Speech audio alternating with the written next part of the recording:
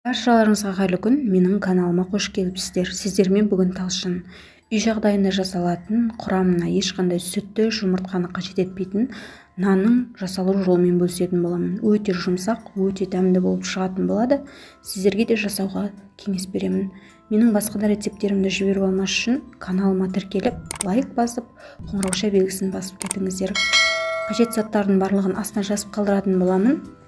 Ең алдымен қамырын елеп алу үшін ыдысымызға 250 грамм жылы суымызды құйып, үстінен бір ас қасық тұзымызды салып, жақсылап ерігенше араластыратын боламыз. Үстінен 3 ас қасық сұйық майымызды құйып, жақсылап араластырып, 1 шай қасық құрғақ ашытқымызды салатын боламыз. Ашытқының мерзімі өтіп кетпеген, сапалы болғаны жақсы, және 1 ас қасық қантымыздан салып, оны да жақсылап араластыратын боламыз. Және осы аралықта електен өткізілген ұнымызды аз-аз бөліктен салып, жұмсақ қолға жабыспайтындай қамыр илейтін боламыз. Осылай аз-аз бөліктен салып илегендеріңіз дұрыс, бірден барлығын салып жібермейміз. Осылай қамырымызды қатты қылып илеп қоймаймыз. Нанымыз дұрыс көтерілмей піскен соң арасы қатты болып қалатын болады. Дайын болған қамырымызды үстінен сұйық май құйып, жақсылап июін қандырып, мұжып, арасындағы іртіктерінің барлығын жазып, осылай қолдың көмегімен жақсылап басып алатын боламыз. Дайын болған қамырымызды қақпағын жауып, бір сағат немесе 1,5 сағат көлемінде осылай үстінен орамалмен жауып қалдыратын боламыз.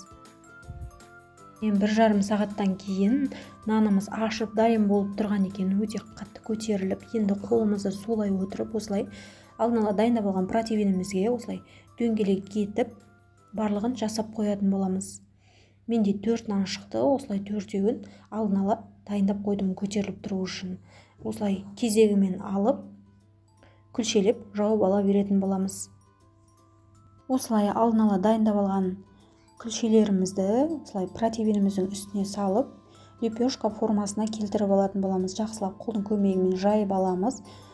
Және үстінен шанышқының көмегімен жақсылап басып шығатын боламыз. Немесе арнайы нанға арналған формамен жасай берсеңіздер де болады. Жақсылап осылай істеп алдым. Және бетіне жұмыртқаны жағып шығатын боламын.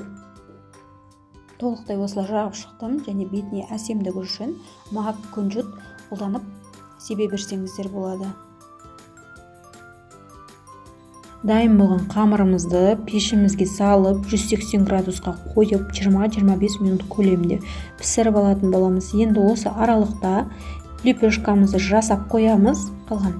Және үстінен жұмыртқаның сарысын сеуіп, әсемдігі үшін мак пен күнжітті сеуіп, бетіне орамал жауып қалдыратын боламыз. Міне біздің лепешкаларымыз пісіп дайын, өте керемет, өте жұмсақ, дәмді болып шығады. Ешқандай сүтті жұмыртқаны қажет етпейді. Сіздер де жасап көріңіздер. Рецепт ұнаса каналыма тіркеліп, лайк басып, қоңырауша белгісін басып кетіңіздер. Достарыңызбен бөлісуді ұмытпаңыздар. Астарыңыз дәмді болсын.